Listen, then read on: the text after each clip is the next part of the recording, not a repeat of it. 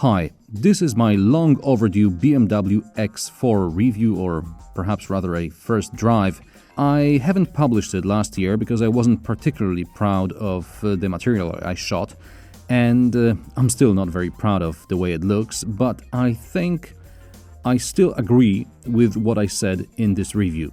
So bear with me, and I hope you'll find my opinions about this car useful when making your decision about purchasing a car.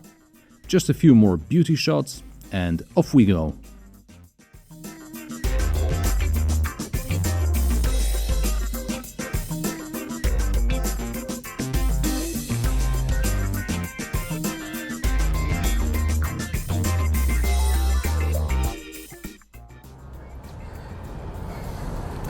BMW X4, the new car that you didn't know you needed, but BMW thinks you do. So what's the story? Back in, 2007, 6, 8, something like that, a couple of years back, BMW introduced the X6, and the X6, in my opinion, despite whether you liked the looks or you didn't like the looks, it did make sense, because BMW X6 was a sort of in-your-face car. It was a statement. It said, I'm rich enough to buy a big SUV, but at the same time I'm rich enough not to buy the one with the biggest boot, because I can afford to drive an impractical car. I mean, it was a four-seater most of the time, only later they introduced the middle seat. I don't know why. Anyway, in case of the X4, it's a car that you buy because you can't afford an X5 or an X6, you don't like 3GT, even with X-Drive, and you still want the coupe looks because you don't like the X3, and it's just filling a niche that nobody knew that needed to be filled. That's my gut feeling when it comes to the X4. But okay, that's just my opinion. Maybe you like it, maybe you like the way it looks. I don't. I think the X3 looks much better than this, the facelifted X3, which is being introduced right now. Now I'm driving on rather an uneven surface. I'm doing legal speeds, and I can feel that the suspension is very, very busy. It's not loud, so that's good, but it's busy. There's a lot of going on in there. When driven faster, the X4 is actually fun to drive. That's partially due to the progressive steering, and partially due to the intelligent dynamic traction control something. Basically what it does, it's a more clever ESP that will brake the rear wheels depending on where you need the traction. In case of the X6, you had the torque vectoring system, so instead of braking it would actually send more power to the other wheel, and here it actually brakes the wheel that doesn't need the power.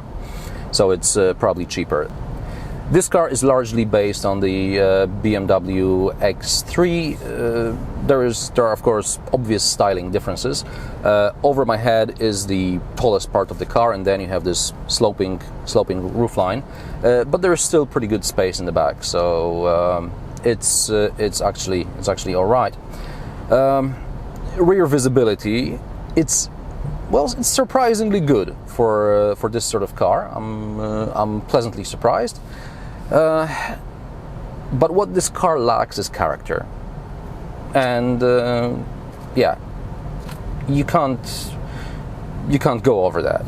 It's just another BMW with another BMW dashboard with okay, there is a slightly different font here on the air conditioning panel, and it just doesn't excite me. In the cutaways you will see that today I'm driving a white car, and yesterday I was driving a gray or graphite or whatever it is car. The white car is a diesel and the graphite one was a petrol. Yesterday it was a 35i petrol, and today it's a 30D diesel. As far as the engines go, yeah, they're both equally powerful, and basically the diesel is just more economical, way more economical. Today I'm getting about 6 liters per 100 kilometers, in the diesel, and yesterday in the petrol I tried to drive it gently, and I managed to bring the fuel consumption down to about 10-11 liters per 100 kilometers. So the petrol is thirsty, so bear that in mind, especially if you live in Europe where fuel is expensive.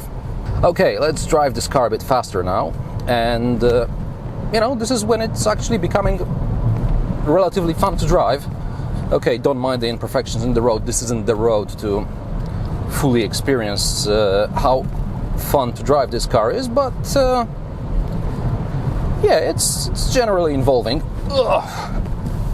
I'm not sure when you'll get the chance to drive a car fast enough to really enjoy it, but yeah, once you do, it's alright. What it lacks, and it's not for the driver, it's for the passengers, it's these handles here. Now, I'm sure that my passengers would like to hold this very tightly when I'm driving fast. I know, because I've got a passenger in the back, and my passenger in the back isn't very pleased with the fact that he doesn't have anything to hold. So he holds dearly to his life. That's all he can do now. So yeah, that's the BMW X4, and honestly, this car isn't the statement that the X6 was. I think if I were to choose between X3 and X4, I would go for the practical X3. But maybe it's just me getting old. Watch more of my reviews and subscribe to my channel. New episodes every Friday. Thanks for watching, and I'll see you next time.